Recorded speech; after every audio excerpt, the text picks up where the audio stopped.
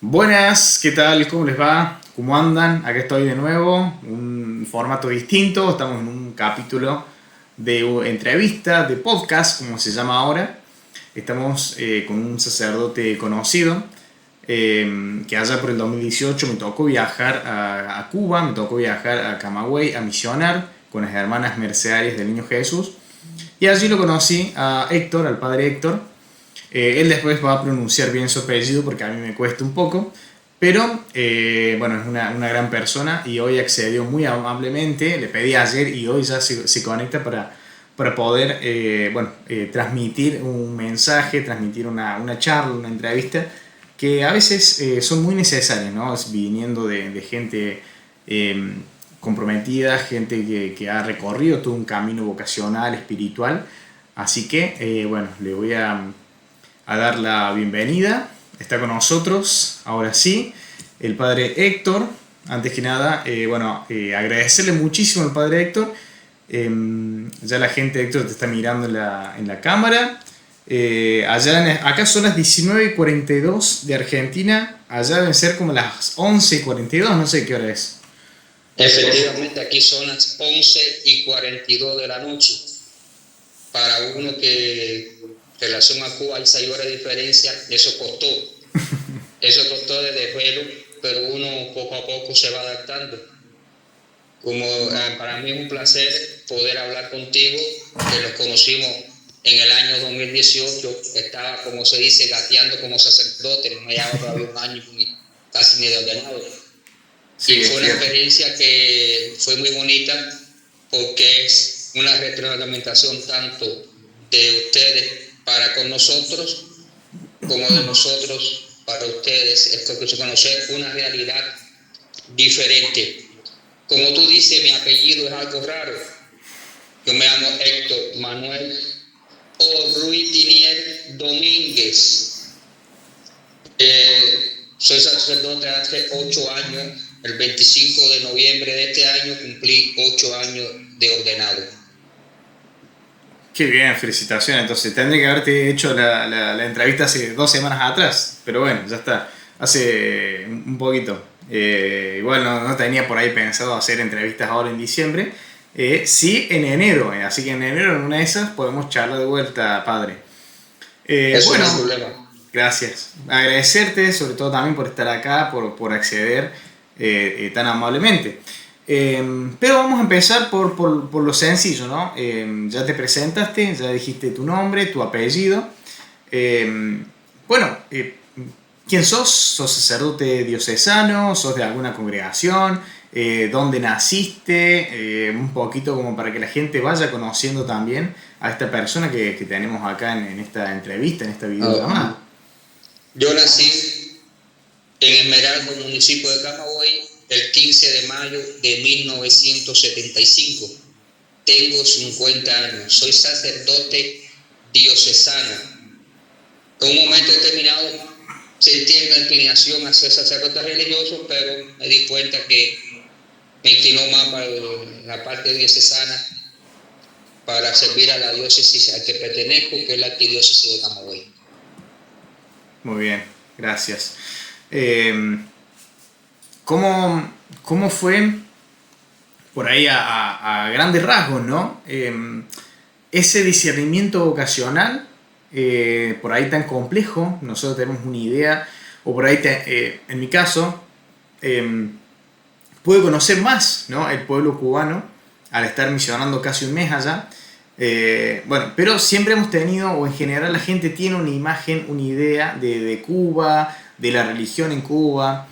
¿Cómo fuiste descubriendo ese camino vocacional con esos desafíos que te ha tocado en carne propia vivir, bueno, en épocas por ahí muy difíciles? ¿Cómo has desarrollado ese camino vocacional a lo largo del tiempo, Héctor? Es un camino de discernimiento que no se presenta nada fácil, porque yo no nací en la iglesia. Y uno se pregunta, ¿cómo que no nació en la iglesia? ¿Cómo viene el camino vocacional?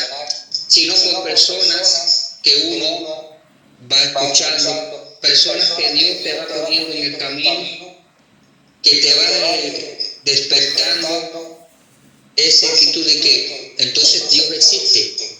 Primero te preguntas, Dios tiene que existir por personas que yo pongo siempre el ejemplo de esta compañera mía de aula que dio testimonio de su fe cuando se burlaban de ella, cuando hacían preguntas incluso incómodas, si eres virgen, al levantar la mano se burlaban de ella. ¿Quién viene aquí a la iglesia? Yo.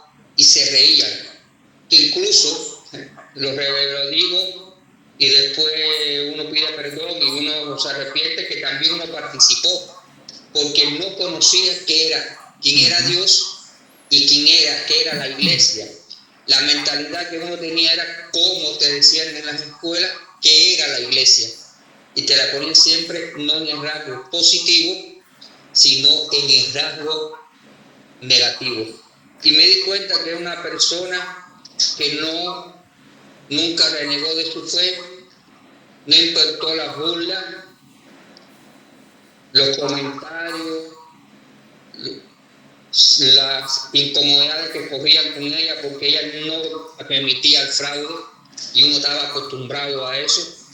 Y ahí empezó un poco esto de que hay algo diferente en ella. ¿Qué será eso que hay diferente en ella?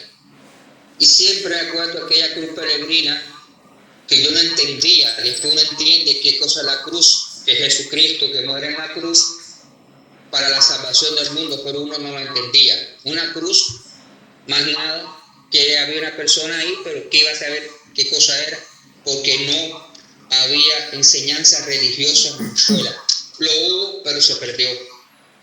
Y me acuerdo que mi primer encuentro con la iglesia fue esta cruz peregrina. Después, un tiempo más adelante, vino la Navidad, un año después, diciembre, a la hora de Navidad. Y ahí me di cuenta y me empecé a preguntar, ¿quién es ese que nació? Jesús, que después murió en la cruz. No entiendo cómo un Dios va a morir en la cruz.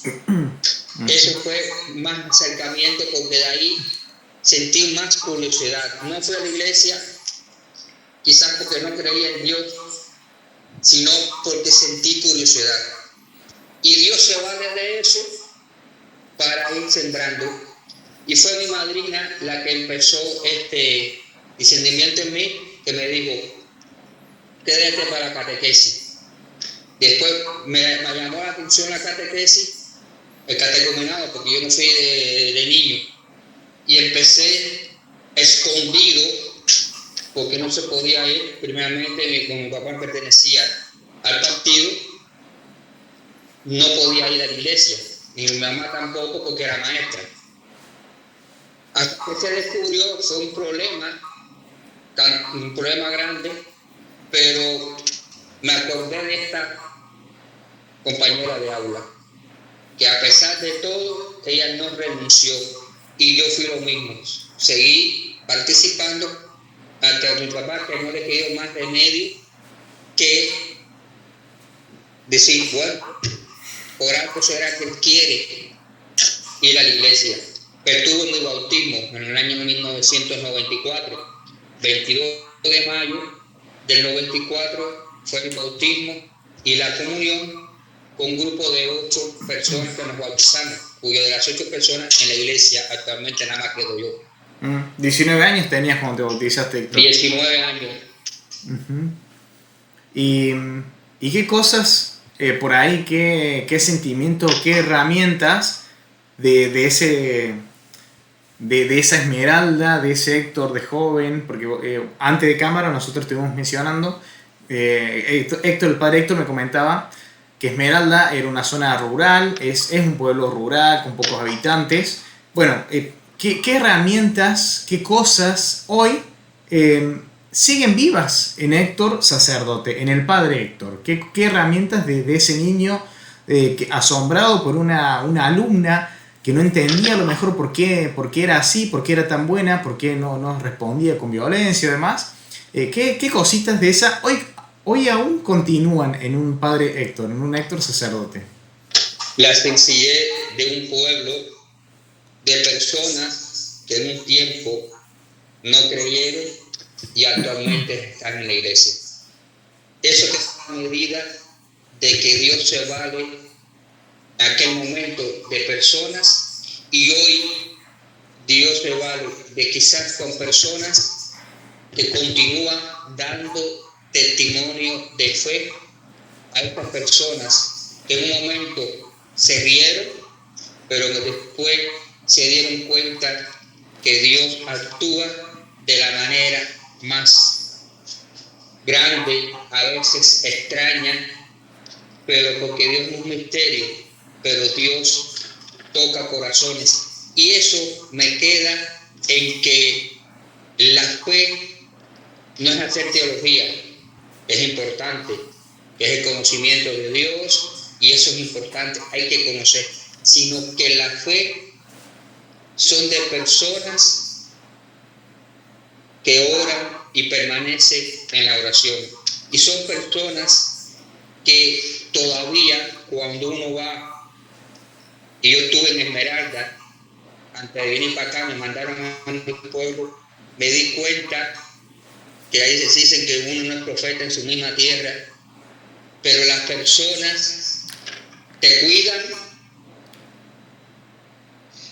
Y a mí es curioso que yo me río porque a mí me dicen, no me dicen Héctor, ¿cómo le dicen? el tico.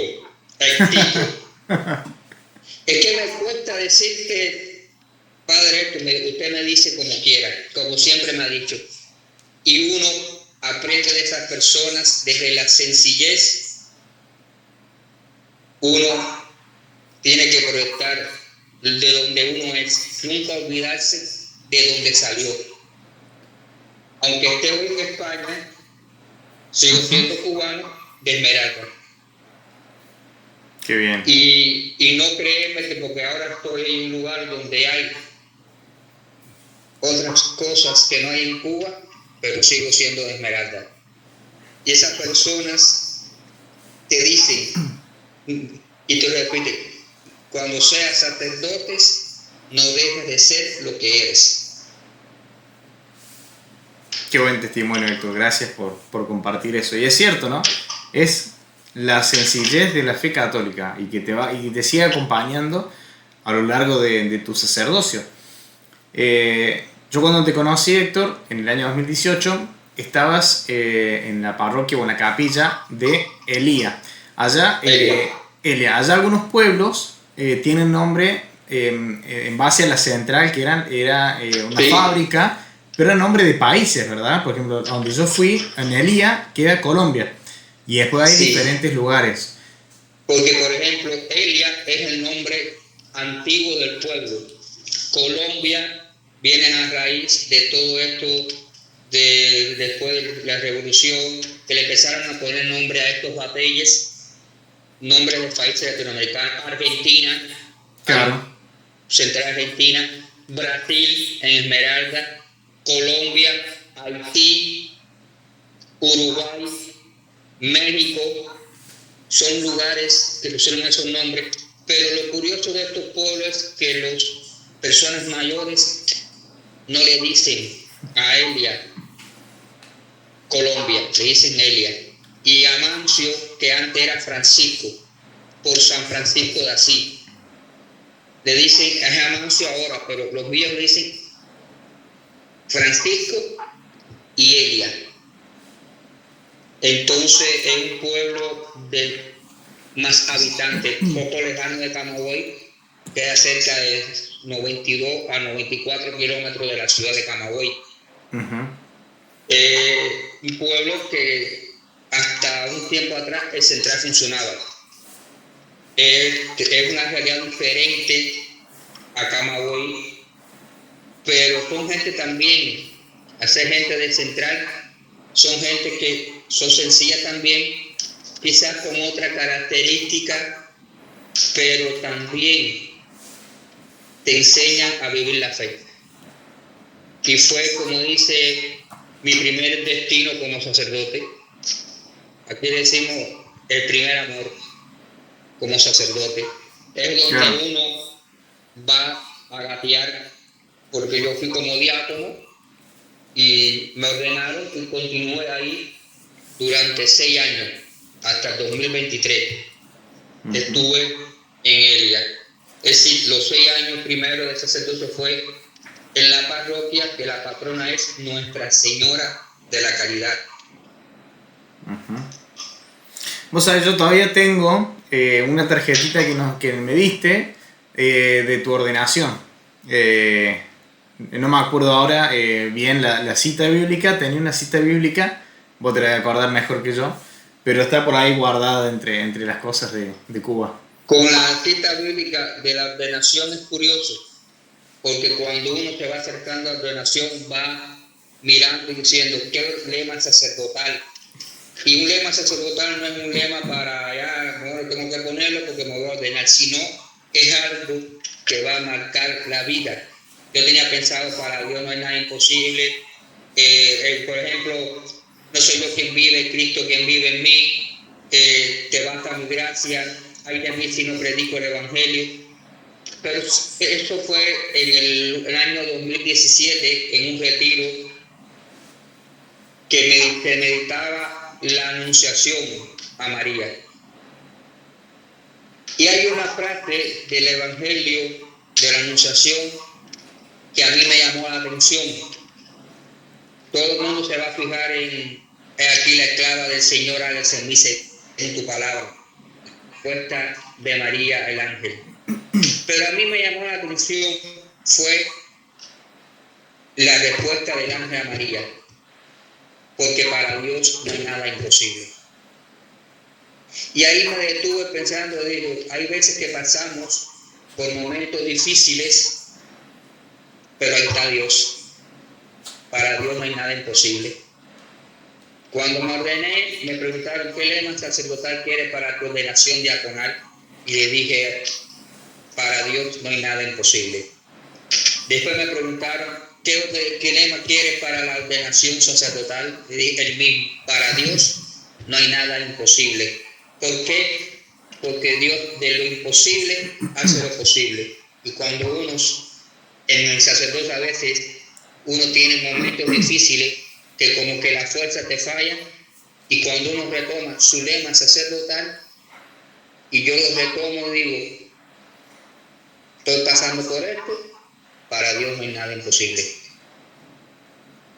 Y yo quiero que la gente que está escuchando este video tome el contexto de quién lo está diciendo, ¿no? Un sacerdote cubano, que ya más adelante vamos a hablar más en detalle de lo difícil que es ser católico en Cuba. Pero bueno, eso ya unas preguntitas más adelante tenemos preparada también. Gracias, Héctor, por cada palabra seguir iluminándonos con tu testimonio. Yo creo que es muy, muy práctico y contagia mucho tus palabras. Así, gracias por eso. Pero en este contexto de lo parroquial, ¿cómo es la vida de parroquia en un pueblo pequeño, rural, sin ciudades, por ahí con gente que ves todos los días? ¿Qué desafíos o qué riquezas tiene participar de una vida parroquial con pocos habitantes? A ver, ella, que es lo que más conozco porque fue donde más tuve, no era tan chiquito, eran cerca de 60, 70 personas, pero que uno se conocía. A la gente de estos pueblos le gusta, y eso lo aprendí en ese tiempo, que el sacerdote lo visite. Tú lo visitas y para ellos es como algo grande que haya pasado en la vida de uno. Incluso si tú caminas por el pueblo, aunque sea a comprar algo, o buenos días, buenas tardes, cuando ellos se van identificando con el sacerdote, es increíble. Yo siempre hago este testimonio. Yo bautizo a una persona, un niño, que no era en horario programado de bautismo. Personas que vino a hablar y yo lo bauticé. Yo regreso a Guaymaro, no tenía carro, y voy a coger un auto. Me acuerdo que me llaman del auto y me dicen, padre, venga, porque siéntese en mi puesto. Pero no, que usted me bautizó, me dijo sin problema ninguno. y me pagó el auto. Y yo me quedé así, no, pero yo puedo pagar, no, porque gracias a usted. Y me di cuenta de que las personas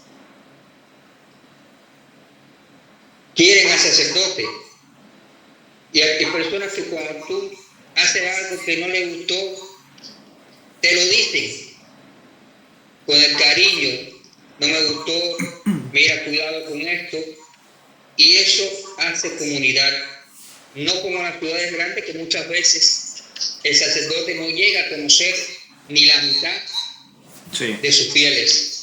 Exacto. Incluso uno se da cuenta cuando falta y uno pregunta, oye, fulano faltó, esta señora faltó, mira esta joven que se sentaba aquí faltó, y qué le pasó al niño que no vino a la misa. Uno, y si es mucho más chiquita todavía uno tiene más contacto con la persona. Y la vida pastoral muchas veces la hace el fiel. El sacerdote que diga que no prescinde del laico, que solo lo hace, que él lo hace todo, me parece que la comunidad o disminuye o se muere. Porque la razón de ser el diácono del laico es el sacerdote. Y el sacerdote es el laico. Ambos interactúan. Y es importante eso, conocer la comunidad y estar disponible para con él. Cuando uno está disponible para la comunidad te responde, pero a la vez te cuida de cualquier cosa. Padre, y una pregunta que me resulta sobre esto que estamos conversando. ¿Cómo es la forma que el sacerdote responde a la comunidad? Usted dice que visitando a la gente, acompañando. ¿De qué manera acompaña? Tal vez asistiendo a una unción de los enfermos, además del sacramento, asistiendo en el duelo a las familias, por ahí celebrando una misa dedicada a las familias. Estar disponible para la persona. Yo siempre me acuerdo de a veces 8 de la noche, 9 de la noche, venir a tocarme a la puerta, padre, hace falta una unción de los enfermos. Y yo digo, bueno, sí, voy a ir. Y ir a un lugar donde no sé dónde era, pero llevar la unción de los enfermos. Y aunque la persona quizás no viva, pero eso siempre se va a acordar. De estar pendiente a que hay que visitar a un enfermo o estar disponible para la persona que quiera a conversar con el sacerdote, a confesarse, a que el sacerdote esté ahí disponible dentro de lo que cabe, por supuesto, a que la persona pueda contar con el sacerdote donde quiera y a la hora que sea. Siempre tengo la experiencia de un sacerdote que ya falleció, que decía que el sacerdote no es de la hora de la misa. El sacerdote es las 24 horas del día. Y él decía una frase muy interesante: desde que tú entras al seminario, uno ya va pensando como sacerdote. Ustedes serían en el seminario sacerdoticos. Cerca ya uno tiene que ir pensando, no en el último año, el sacerdote que uno quiere ser. Y uno tiene la experiencia de estas personas que están alrededor de uno, que puede haber cualquier problema, alguien que hable al más sacerdote, y uno se da cuenta que la gente lo quiere porque responde. Eso es mentira, eso no es así. Y uno a veces, uno dice, wow, las personas quizás no te lo demuestren, pero en otras cosas sí. Uno está disponible a la persona para que las personas vean que el sacerdote está ahí. Y sí, a veces es sencillo cuando uno lo dice, pero es cierto que por ahí en las grandes ciudades un sacerdote no da abasto, por ahí a veces en los pueblos incluso las distancias son tan largas, tan grandes, que uno tampoco da abasto, hay menos gente pero hay más distancia. Entonces, bueno, son los desafíos que presenta la vida sacerdotal. Yo Para te mí el pregunto, desafío, sí, el grande es, por ejemplo, el problema que tuvo que ver con los carros, con el combustible. Había momentos que, casi antes de salir por una misa, me decía el chofer el día anterior, el carro no funciona. Y decir, bueno, ¿qué hago? ¿Cómo resuelvo el problema? ¿Cómo voy al pueblo que está a 30 kilómetros? Nada. Llamar a la persona y decir, voy el día antes para amanecer en el pueblo. Y me ayudaba en el sentido de que llegaba más temprano, tenía tiempo para ese pueblo que nada más iba a la misa, estar y visitar a personas que quizás nunca había visitado. Después regresaba, como dice uno, encomendando a Dios que apareciera en transporte público para regresar a Elia, que de Elia a Manso son 30 kilómetros. Y era un sábado y a veces yo decía, bueno, pero gracias a Dios, en los 6 años que tuve, que varias veces tuve que ir hasta en Semana Santa, en lo que apareciera, nunca dormí en el pueblo, sino a veces llegaba a 8 de la noche, 7:30, 9, pero siempre había un transporte que me llevaba. Y me acuerdo que la gente decía, pero ¿por qué vino? Y dije, porque usted tiene su misa, ustedes no van a quedarse sin recibir el cuerpo y la sangre de Cristo, por eso vengo antes, para poder visitarlo. Y esto, como uno quiera, son dificultades de la evangelización. No es que el sacerdote no vaya, sino el problema que hay muchas veces del combustible, del carro que se rompe, de la carretera mala, pero eso no es, como dice Meya, para que uno haga la misión. Y la gente, yo me acuerdo, algo que me movió cuando estaba en Sola, que el carro se rompió, me fui y dije, a la hora que llegue yo celebro la misa. Ya yo había llamado que yo iba en camino. Cuando yo llego a la iglesia, sin esperarlo, la gente aplaudió y me dio las gracias por haber venido. Yo me quedé así, que me soltó una lágrima. y sí, Porque no fue que yo lo dije que lo hicieran, ellos mismos lo hicieron. Yo comencé la misa, pero eso son experiencias que uno tiene de que vale la pena el evangelio y la misión. Recién usted mencionaba de las dificultades del combustible. Yo también lo viví cuando estuvimos en Cuba. Sí. No lo voy a quemar ahora al otro sacerdote que estaba con nosotros, pero él escondía los bidones, los botellones de nafta, de combustible, y bueno, y con eso íbamos viajando de pueblo en pueblo para ir misionando. Por ahí llevaba los tickets también. No sé de dónde los sacaba, pero cuando la policía lo frenaba, él daba esos tickets y explicaba y esto, que el otro, y no, que era nafta, sí, que vengo de allá. Y después a la noche, otra cosa que yo lo comento ahora, agarramos con un embudo y me decía el cura, Alan, ten el embudo. Yo tenía el embudo en el tanque de nafta y el padre daba vuelta el botellón y largaba todo el combustible a la noche, a la madrugada, para que no nos vieran.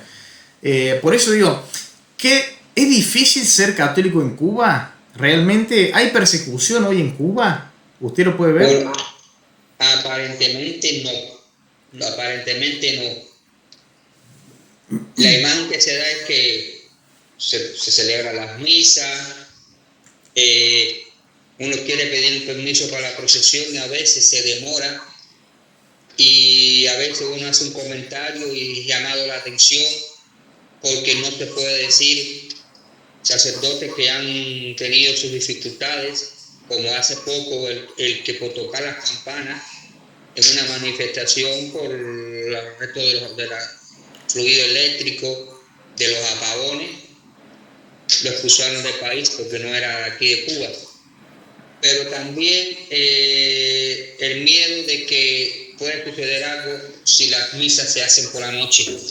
Y te dicen, bueno, sí, le vamos a dar el permiso de la procesión, pero la celebración de la misa no puede ser por la noche. También ahora, para nosotros es difícil porque las personas católicas en Cuba hay un envejecimiento poblacional tremendo. Los jóvenes se han ido del país a otros lugares, en diferentes lugares del mundo, y esto hace que nuestros miembros de la iglesia sean más personas mayores que personas jóvenes. Y hemos decidido que quizás una misa a las 8 de la noche con una persona más de 60 años, 60 es difícil. Por eso muchas veces tienden a disminuir las procesiones, porque una procesión a las 5 de la tarde todavía hay personas que están saliendo del trabajo. Y esa es la hora que le conviene por el miedo a que pueda suceder algo, cuyo hasta ahora no ha sucedido nada, pero bueno, está latente de eso y abiertamente no te dicen esto no se puede, pero de alguna manera te lo hacen saber. Te lo reflejan en otra cosa. Claro. Es complicado, no solamente para el sacerdote, pero para el trabajador que va a la iglesia.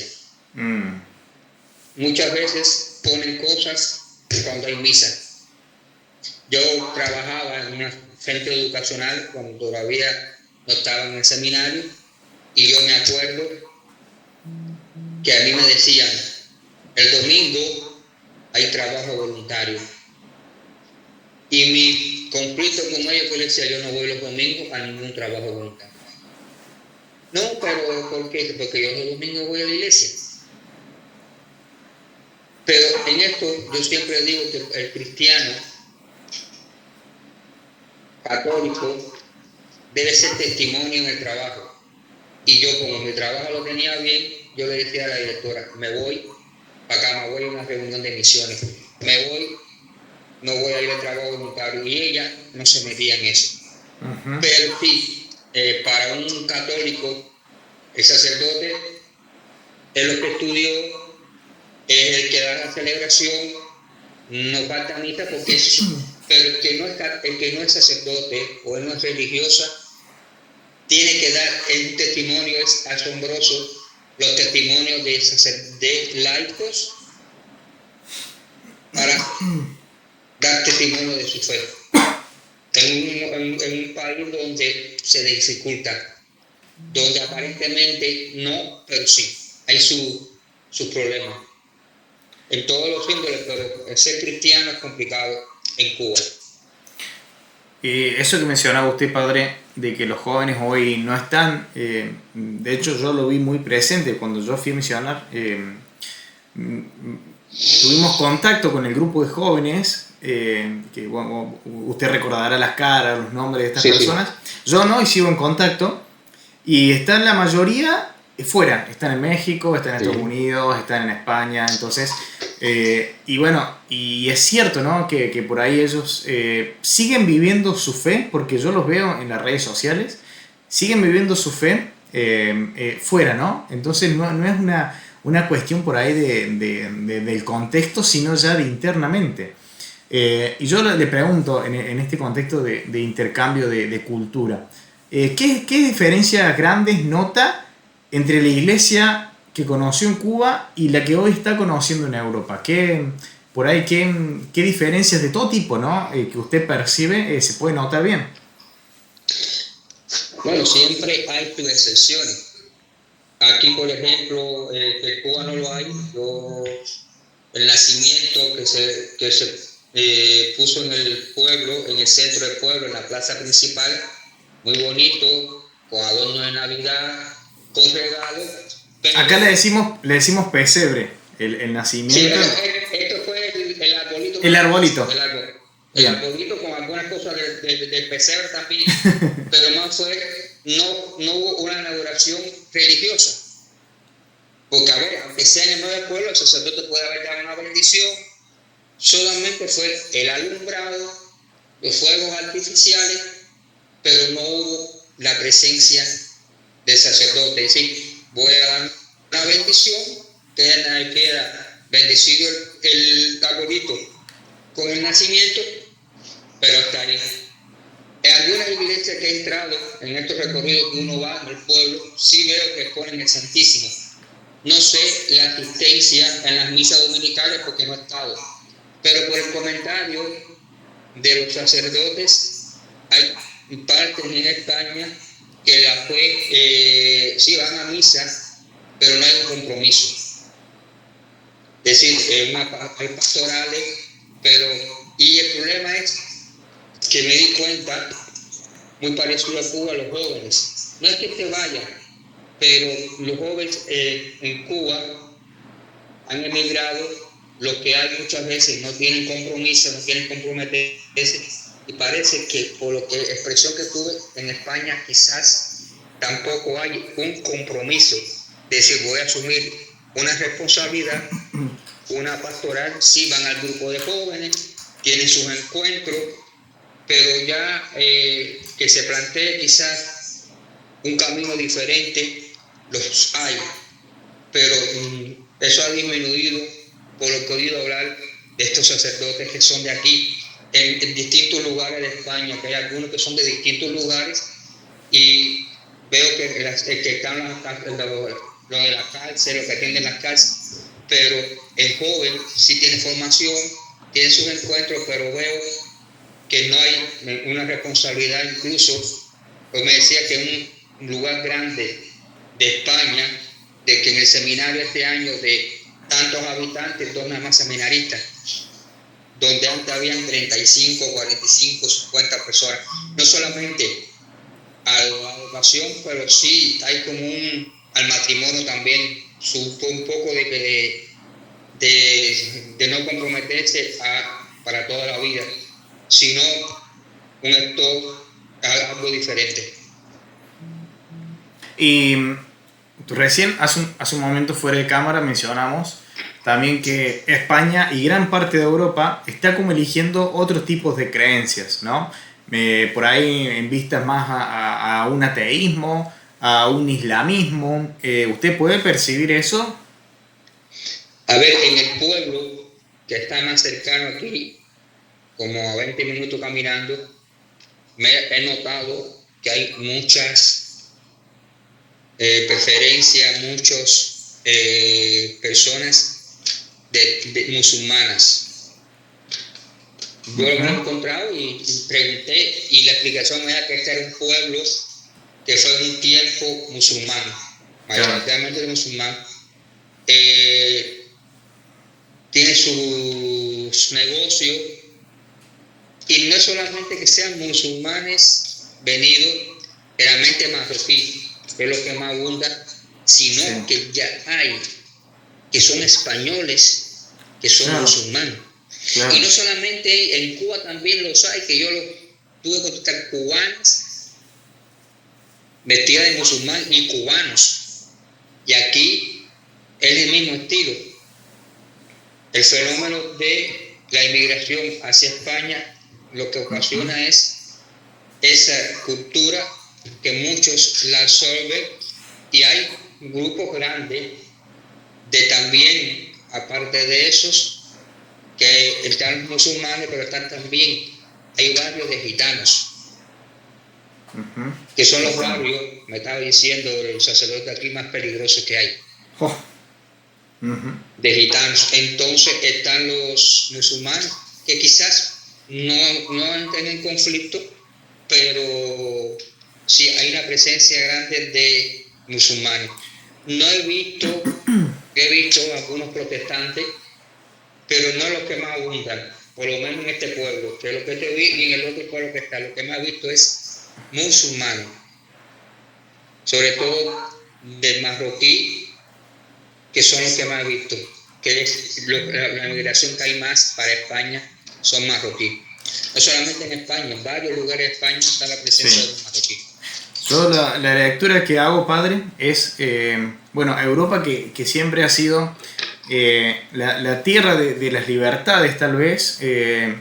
Hoy se está enfocando en una cultura, porque no es solamente la religión, sino una cultura por ahí que coarta de alguna manera esas libertades. Pero siendo América, siendo precisamente Cuba, en este caso, bueno, que le han impuesto una imposición a no creer, ¿no? A no ser católico. Y a pesar de eso hay gente que se mantuvo fiel a la fe. Entonces se ven como los contrastes ahí, ¿no? Pero en Cuba, el fenómeno de Cuba, que es muy marcado ahora, es el sincretismo religioso. Uh-huh. Estas deidades africanas, haitianas, que se han mezclado con santos de la Iglesia Católica. Uh-huh. Y es un fenómeno San Lázaro, marcado, grandísimo, cada día más, porque no exige una moral. Solamente tú tienes que cumplirle al santo lo que te pide el santo. Uh-huh. No importa tu preferencia sexual, si eres hombre, si eres mujer, si eres homosexual, si eres lesbiana. Lo importante es que tú le cumplas al santo que tú tienes asentado en ti. Ochun, Obatalá, Changó, Demayá, Babaluayé, todas estas deidades que se han mezclado con santos católicos. La Virgen de la Caridad, la Virgen de Regla, la Virgen de la Merced, hasta con Santa Teresa la han mezclado, ¿sí? Y lo curioso es que también se ve el fenómeno de algo interesante. Mucha gente van a la iglesia a pedir el bautismo rápido, y hay dos maneras. Una, lo quieren para poder irse del país, que se lo piden, y la otra es que para poder pertenecer a los corichas, a los santeros, tiene que estar bautizado por la Iglesia Católica, no por otra iglesia. Hace poco, antes de venir, yo estaba para celebrar una misa en una iglesia en Camagüey del Cristo, que es la iglesia que adelante está la iglesia, atrás está el cementerio. Se acercó un joven, enseguida me di cuenta por el tatuaje, los escritos de la santería, que quería, con 16 años, que quería bautizarse en 2 meses. Y no, 2 meses no te puedes bautizar, porque eso hay que nunca te comen a mí. No, el problema es que yo me voy a ser sincero. Me están pidiendo para poder hacerme santo, estar bautizado por la iglesia. Y yo tuve que explicar que no. Pero es un fenómeno que se ve desde niños pequeños de 1 año, 2 o 3 años, ya hechos santos. Todos vestidos de blanco, ¿no? De amarillo también. Depende del santo. Está el amarillo, está el azul, está el violeta, que son 3 de dependencia del santo que tú te vas a hacer, porque ellos tienen durante 1 año, tienen que estar con la cabeza rapada, con la cabeza cubierta y vestido de blanco, azul, amarillo o violeta.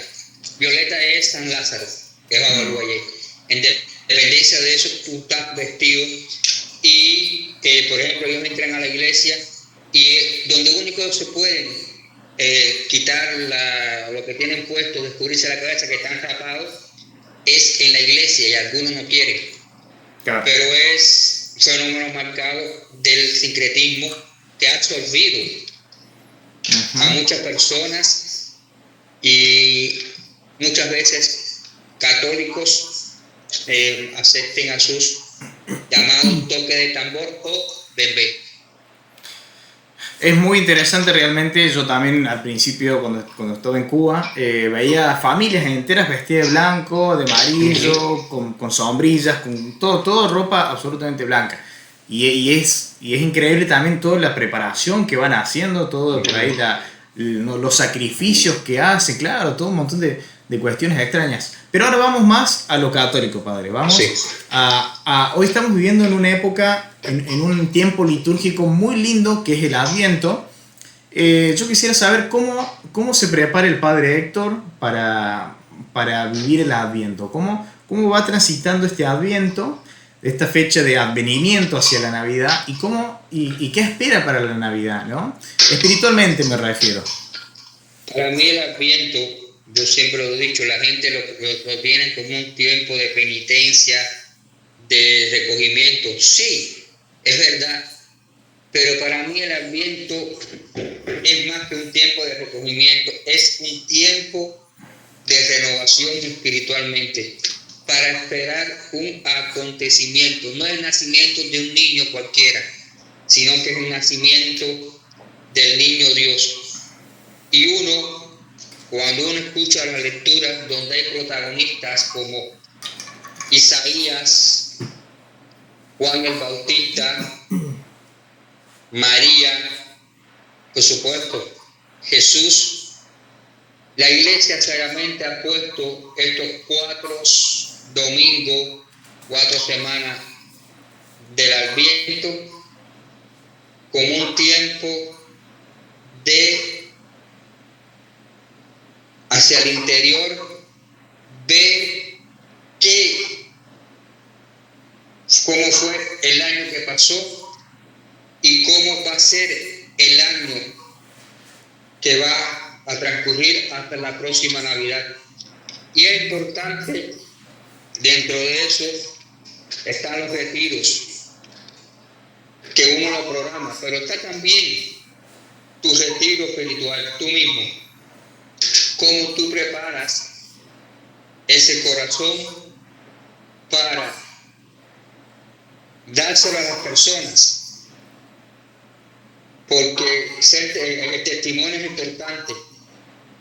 Y a eso hay que mirar a Juan el Bautista, que cuando le hicieron la pregunta, él dijo que él ni siquiera merecía desatar de las correas de la sandalia.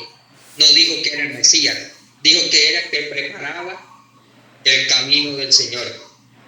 Y nosotros, de una manera ahora, tanto sacerdotes como los blancos, siguen siendo Juan el Bautista, siguen preparando el camino del Señor, siguen renovando ese misterio de un Dios hecho hombre, un Dios que nace pobre y muere pobre, porque nace en un pesebre, pero muere como un criminal más en la cruz. Y el Adviento es preparación. Y no solamente preparación en las 4 semanas de la que viene la Navidad, no, sino que el cristiano debe estar en Adviento permanente, es decir, estar preparados, no vigilantes, pero sí preparados para ir renovando el niño Jesús que nace en cada uno. Cada vez que vamos a la confesión, eso se renueva. Cada vez que recibimos el cuerpo y el Cristo, estamos recibiendo al Hijo de Dios que muere por nosotros. El Adviento y la Navidad es la fiesta corta, pero a la vez intensa, porque es mirar un misterio. Uh-huh. Es mirar, comienza un nuevo año, es verdad, pero hay una canción que a mí me gusta mucho, que dice que Navidad se da el color que tengas tú en el corazón. Si yo en Navidad no la vi, puedo hablar del niño Jesús, de la Navidad muy bonito, y hacer la mejor homilía del mundo, que la gente llora con tu homilía. Pero si yo no reflejo lo que estoy diciendo, la gente se van a acercar a ti. En la Navidad suelen ir personas que no van a misa. Y esas personas también son de tu parroquia. Monseñor Willy tiene una expresión de que el sacerdote no es el párroco de los 60 personas de la iglesia, sino son de las 24.000 o 20.000 o 25.000 habitantes, después incluso de los protestantes también. Y es también llevar la Navidad a esas personas, porque nadie sabe que a través de la Navidad tú puedes atraer a personas a que se acerquen al nacimiento, al Hijo de Dios hecho hombre, que es el Salvador del mundo. Qué buenísimo, Padre. Gracias por esta reflexión tan bonita respecto al Adviento. Ahora pasando un poquito más a la parte digital, de las redes sociales. ¿Usted es activo en las redes sociales? ¿Por ahí revisa algunas noticias católicas? ¿Qué lugar ocupa hoy las redes sociales en su vida? Las redes sociales tienen varias características. Puede ser buena y puede ser mala. Yo no soy de mucho interactuar. Yo lo que hago es, cuando tengo amistades, interactúo con las amistades que tengo, pero por ejemplo, ahora he retomado, que lo había dejado porque tenía problemas con el teléfono, y ahora estoy, por ejemplo, hago publicaciones del Adviento, qué cosa es el Adviento, qué cosa es el primer domingo de Adviento, qué cosa es el segundo domingo de Adviento, el tercer domingo de Adviento, qué es el Adviento, el color litúrgico del Adviento, que se vive en el Adviento. Voy todos los días, pequeñas cosas, porque tampoco grandes, pues, sin muchas cosas teológicas, porque lo puede ver un teólogo, porque lo puede ver gente que quizás no entienda, y veo que la gente dice, gracias Padre por esto, incluso gente que no son de la iglesia, también lo dicen.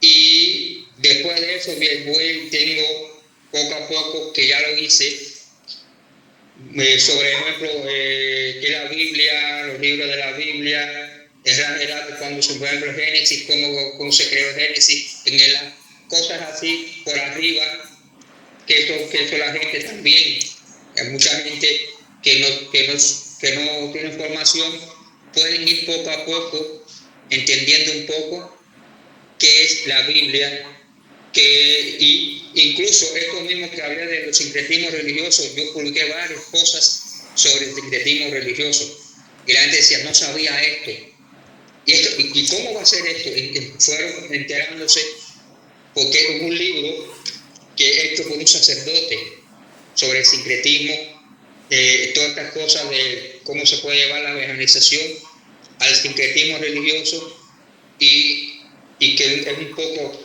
y eso es lo que hago muchas veces, saludar a las amistades y un poco hablar de la iglesia.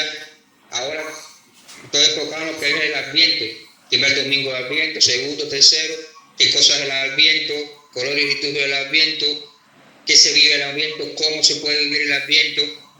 Ahora, por ejemplo, el domingo que viene, entonces, cuarto domingo de Adviento, qué cosa es el tercer domingo de Adviento, el Gaudete, qué significa el color litúrgico eso más o menos lo que he ido haciendo.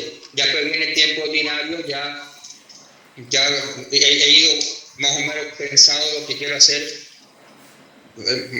Si es largo, lo trato de hacer en varias partes para que no tampoco la gente lea tanto, sino lo más sencillo posible. Por ahí la preguntita que seguía era si considera a las redes sociales como un lugar de misión. Ya me la acabo de responder. Sí, siempre y cuando no se utilice para otra cosa, la red social puede ser un lugar de misión. Por ejemplo, en Cuba, que hay dificultades para la misión, las redes sociales pueden ser un lugar de misión, de formación, porque yo puedo, por ejemplo, poner el Evangelio de Mateo, cómo puede elaborar el Evangelio de Mateo. Quizás la gente no lo que lee en la Biblia, pero no sabe cuál fue el primer Evangelio que surgió, cómo fue, en qué año fue, qué características tiene, a quién fue escrito, cuántos capítulos tiene. Y más o menos uno hace un bosqueo de lo más sencillo posible, porque tú no vas a una clase de teología, o noticias que suceden. Vamos a hacer una misión, en la iglesia en la procesión de la Virgen va a ser a tal hora, porque se ha hecho. En donde estaba anteriormente se subía a la red, procesión de la Virgen de la Caridad, 8 de septiembre, 5 de la tarde, iglesia del Central Brasil en Esmeralda. Y la gente se enteró también, aparte de que fuimos al misionado, pero abarca no solamente a nivel de Cuba, la gente se entera lo que está sucediendo con la iglesia en Cuba, en cuanto a la Virgen de la Caridad, a noticias que uno se dice, mira, acá sucedió esto, ha sucedido esto. Por ejemplo, esto del sacerdote que sucedió, la misma conferencia de obispos que cada vez que termina hace un escrito sobre la Navidad, sobre el Adviento, sobre la Cuaresma, y lo publican en las redes. Y tú tienes acceso a las redes, tú recibes eso, las diferentes informaciones, tanto noticias buenas como, mira, pasó esto, hay esto, y vamos a rezar por tal, o vamos a hacer una cadena de oración para este enfermo, que vamos a rezar el Padre Nuestro todos los días a las 12 del día. Entonces eso tú lo extiendes para tu parroquia, pero la gente que vive en Habana, mira, se está haciendo una oración a las 12 por la situación en el Medio Oriente, y es una forma de que el país entre en comunión y en oración. Exacto. Sí. Bueno, nosotros como comunidad de católicos de hoy estamos haciendo este apostolado digital, virtual, a través de redes sociales también. Estamos formando a la gente, sobre todo hay diferentes etapas de formación, hay diferentes tipos de formación, litúrgica, pastoral, bíblica, cristológica, lo que sea.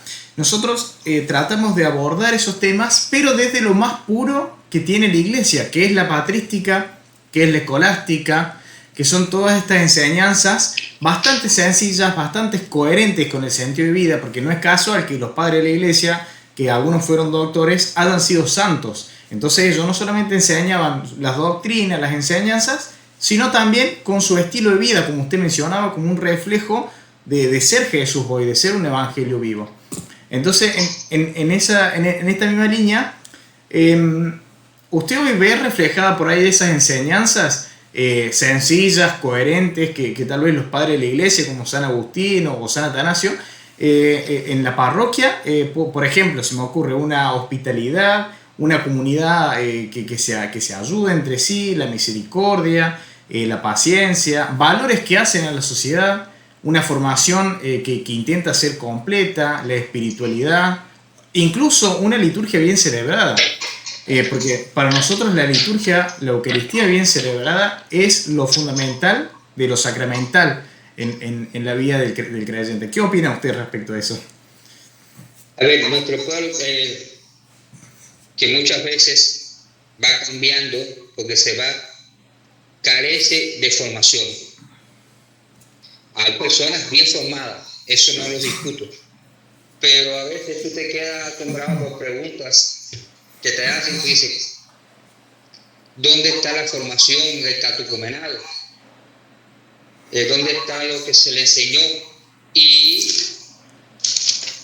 he visto que un viaje lo intenté de hacer un curso, por ejemplo, de liturgia, que tiene un libro de introducción a la liturgia, y yo lo preparé y le puse a ver qué horario usted quisiera. No, a tal horario. Me di cuenta que fui a como 5 encuentros y no fue nadie. Entonces las redes juegan un papel también. Y me parece que debemos buscar la manera de que la gente se interese por estar bien formado. En Cuba hay unas carpetas mexicanas de formación. Hubo un tiempo que muchas personas se anotaron grandes temas, moral cristiana, espiritualidad, Biblia. Ese libro se está utilizando allá. No, este es de Cuba, me lo regalaron los catequistas. Sí, pero se ha hecho una edición nueva, mejorada, incluso de catecumenado, de matrimonio, para jóvenes, se ha hecho para la formación. Y también yo veo que tenemos que, nuestros catequistas sí deben tener iniciativa, porque la catequesis no se puede parecer a la escuela. En dependencia de los niños, tú haces tu catequesis. No es lo mismo un niño de ciudad que un niño de un pueblo de campo. Uh-huh. Son dos maneras diferentes de ver, y el catequista, como dice, tiene que volverse un artista en el sentido de que cómo yo hago que mi catequesis el niño no lo vea como una escuela. Es una escuela porque va a aprender de la fe, pero que ellos noten la diferencia. Y me parece que si desde niño se le da una catequesis a los niños como debe ser, esos niños son los que van a ser jóvenes, adolescentes, jóvenes y adultos. Pero en Cuba me lo vi tanto litúrgicamente, espiritualmente, doctrinalmente, muchas veces se carecen. Yo aquí no tengo los libros, pero voy a decir que en la biblioteca lo hay. Yo tengo el libro de los 4 tomos de historia de la iglesia. ¿Qué laico conoce la historia de la iglesia? Claro, nadie, pocos. Entonces, estamos acostumbrados en Cuba a la historia de la iglesia, de lo que es la historia política, lo que nos da. Pero la iglesia, y yo lo que le digo, yo quiero dar esos temas, ir pasándolo y preparándolo, para decir, la iglesia, esto es lo real de la iglesia. Se equivocó en esto, es lo que la iglesia tiene. Exacto. Y nuestros laicos no. Igual que hay un libro por ahí que quiero ver si lo recupero o lo busco, que es la historia de la iglesia en Cuba. Ah, interesantísimo. Hay un sacerdote, el padre Portari, que hizo una edición, después lo reelaboró por tercera vez, lo ha ido enriqueciendo, porque ha ido apareciendo cosas de la historia de la iglesia en Cuba. Está la historia de la iglesia universal, lógico, hay que conocerla, porque muchas veces cuando llegamos a la Inquisición hay muchas lagunas sobre eso. Llegamos a la reforma protestante y no se conoce, pero también la historia local. Exacto. La historia de la iglesia en Cuba y en tu provincia, en tu municipio. ¿Cómo? Eso lamentablemente en Esmeralda no hay una historia de la iglesia Esmeralda. No hay historia de la iglesia Esmeralda. Claro. No hay una historia de la iglesia en Camagüey. Hay que diga, voy a hacer una historia de la iglesia en Camagüey. Porque cada provincia, cada diócesis tiene su particularidad. Y entonces no hay una formación bíblica. Se ha hecho formación bíblica, pero no, incluso, y a mi mundo, muchas veces se ha hecho formación de sacerdotes en cobre, y de 200 y pico sacerdotes que hay en Cuba van 45, 50 a la formación. Claro, nadie. Entonces, el laico debe formarse también, porque no que uno se prepare para hablar con otras iglesias, pero a veces uno tiene que entrar en debate y tú no tienes conocimiento de muchas cosas. Y la formación en Cuba hay mucha laguna. Hay que buscar cómo formar al laico. Hacer una cosa mía de que el laico, igual que el niño, desde niño, para que el niño vaya creciendo en la fe. Y como tú dices, si yo celebro la liturgia de la misa como quiera, ¿qué enseñanza tiene esa gente? No es que tú la hagas en latín porque no lo entiendes, pero lo que lleva la misa, con todo lo que lleva, que la gente entiende, y con lo rico, con lo bello que es la misa, ¿no? Con las cosas variadas que tiene la misa, bien celebrada. No te cases con la misma plegaria, no utilices lo mismo para salir del paso, no. O los ornamentos litúrgicos, las estolas que no tienen otro color, que... No, yo siempre digo, yo trato, por ejemplo, voy a una iglesia, sí, hay una sola casulla verde y no es bonita, bueno, no puedo inventar porque no me es mejor, pero si yo voy a una iglesia y yo veo una casulla que sea bonita, esa es la que mejor me pongo. Decía el santo cura de Ars, que era muy pobre, pero para él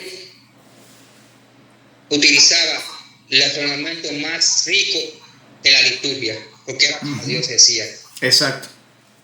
Él se sentaba a confesar, pero él trataba de que los ornamentos litúrgicos de la misa sean lo más majestuoso, no para lucir, sino porque era para Dios, y para Dios él decía que era lo mejor. Exacto.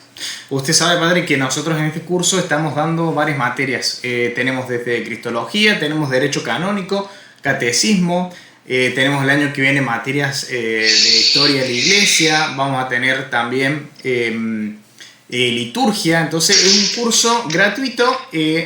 Este año, el año que viene, vamos a ver si cobramos un poquito de manera simbólica para cubrir gastos de la comunidad, pero está bastante completo en lo que es el católico debería conocer, ¿no? Sí. Me parece eso bastante práctico y nosotros, en realidad la idea del curso sale por notar esta falencia, por notar esta necesidad que tiene el católico que no sabe la misa, no sabe los pasos, los ritos de la misa. Entonces, bueno, ante esa ignorancia o ese analfabetismo católico, bueno, propusimos hacer el curso abierto a todo el mundo. Y como está abierto a todo el mundo... ¿Está por decir algo, padre? Dígame.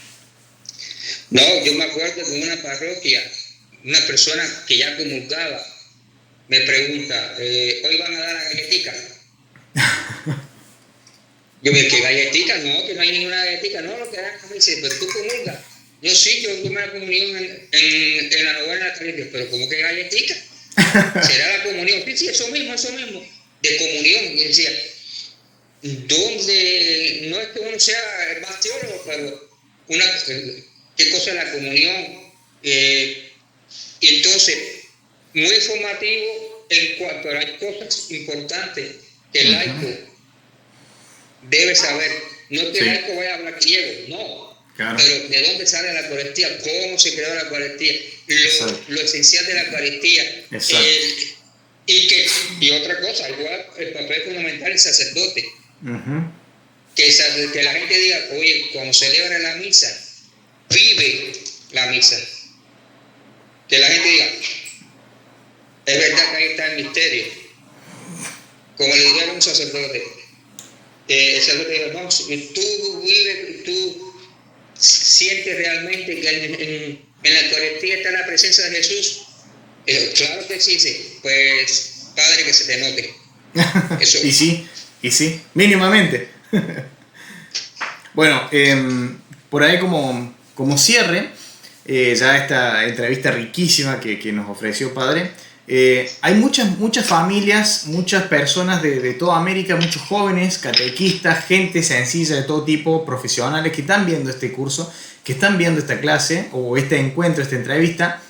¿Qué mensaje usted le daría a todas esas personas? A todas las personas que hablamos particularmente en esta charla, a los argentinos, a los cubanos, a los españoles, a todas las personas que nos siguen, ¿qué mensaje le puede dejar para esta Navidad, para este Adviento, en base a lo que hemos encarado en esta charla? Bueno, me gustaría que pueda ser su momento para dejar un mensaje a la gente. A la familia me gusta dar este mensaje que dio Juan Pablo II en Cuba, en referencia a los cubanos, pero podemos cambiarlo adelante. Él decía a los cubanos, Cuba, cuida a tu familia para que conserves sano tu corazón. La familia es la célula principal de la sociedad. Si la familia está dividida, la nación está dividida. Y la familia, incluso también la familia cristiana, es vivir la Navidad, como hay un eslogan por ahí, vive la Navidad todos los días, porque todos los días nace el niño Jesús en cada corazón. La Navidad es nacimiento. Cuando yo me acerco a Dios, yo nazco otra vez. Cuando yo me acerco al sacerdote a confesarme, yo nazco otra vez. Cuando yo soy capaz de tenderle la mano al más necesitado, Jesús está ahí. Es como aquel periodista que estaba contento porque Dios le iba a dar una entrevista. Él va camino a la entrevista y por el camino se encuentra con un niño que tuvo un accidente, lo monta en el carro, lo lleva para el hospital. Después se encuentra con un pobre y le da un dinero y le da comida. Después se encuentra con una anciana y le ayuda a cruzar la calle. Cuando llegó tarde a la entrevista y le reclama a Dios y Dios le dice: no llegaste tarde, porque el niño, la anciana y el que cruzaste la calle, ahí estaba Dios, ya hiciste la entrevista. Es decir, Dios nos pone en el camino personas que nos ayudan a vivir la fe, y la Navidad es eso, es que Dios siempre está para todo el mundo ahí. Dios nunca nos abandona, como aquel eslogan que decía: Jesús, amigo que nunca falla. Dios está presente en cada corazón. Que la Navidad sea siempre la luz que ilumina los corazones. Juan el Bautista preparó el camino. Nosotros preparamos el camino para que otras personas se encuentren con el que es la luz de la vida. Él va a decir: yo soy el camino, la verdad y la vida.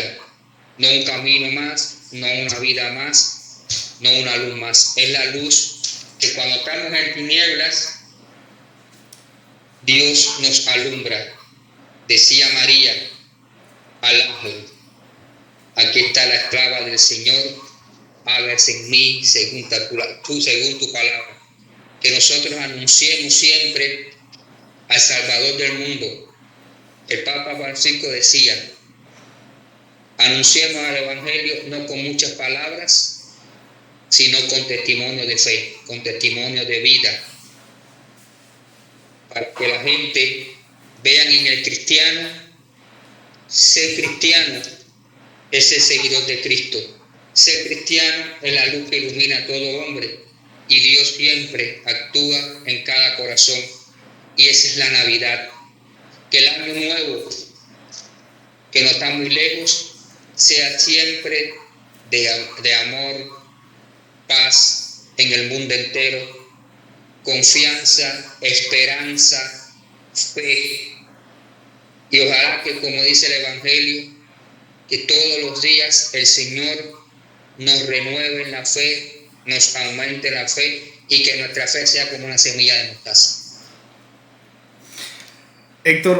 Padre Héctor, muchas gracias por tu testimonio tan sencillo, tan concreto, tan real y sobre todo tan evangélico, ¿no? Yo creo que esta entrevista, esta charla que hemos tenido, la gente lo va a poder ver una y otra vez, porque en cada palabra, en cada reflexión tuya, supo reflejar muy bien las palabras de Jesús, el Evangelio, y tiene mucha trascendencia, tiene mucha dimensión esta bonita charla que hemos tenido, muy rica en todos los sentidos. Así que yo le agradezco en nombre mío y de toda la comunidad de católicos de hoy y de Argentina sobre todo, que poder haber hecho esta entrevista, esta charla tan linda, Padre.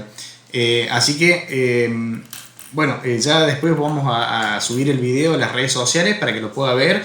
A la gente le digo que comente en YouTube, en los comentarios, algún saludito para el Padre, alguna pregunta, algún agradecimiento. Llénenlo de comentarios, llénenlo de me gusta, así el Padre puede ver también tanto afecto que le tenemos. Yo lo aprecio mucho, Padre, muchas gracias por esto. Entiendo que es muy tarde ahora en este momento, ya en España ya se tiene que ir a dormir, posiblemente ya se tengan que levantar en un rato. Así que quisiera, si nos puede hacer una oración, una bendición final para todas las personas que hacemos acá el grupo y que están viendo el video. Que el Señor vaya delante de ustedes para que los guíes, detrás de ustedes para que los proteja y a su lado para que lo defienda. Y que la bendición de Dios Todopoderoso, Padre, Hijo y Espíritu Santo descienda sobre ustedes y los acompañe hoy y siempre. Amén. Amén. Pueden ir en alegría. alegría y paz, y que el Señor siempre vaya con ustedes.